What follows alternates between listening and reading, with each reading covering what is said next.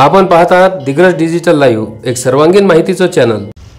नमस्कार, मी Surendra Mishra. Digras digital live मध्ये आपण सर्वांचं हार्दिक स्वागत करतो।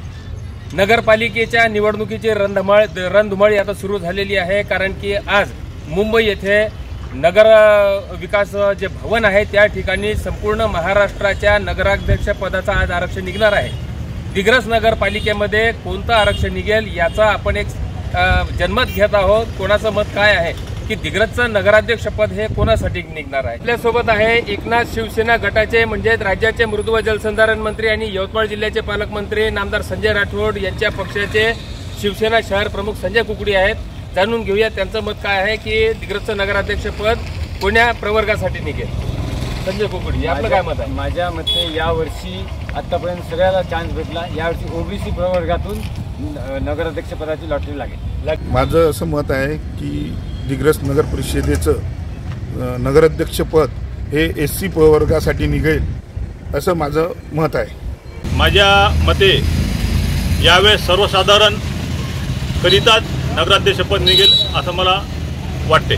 माझ्या मते यावेळेसचं आरक्षण हे एसटीचं आधी झालेलं असल्यामुळे एससी प्रवर्ग किंवा खुला प्रवर्ग यामधूनच निघेल अशी मला दाट शक्यता वाटते। नमस्कार, मी अरबाज धारीवाला, दिग्रस शहर काँग्रेस कमिटी अध्यक्ष।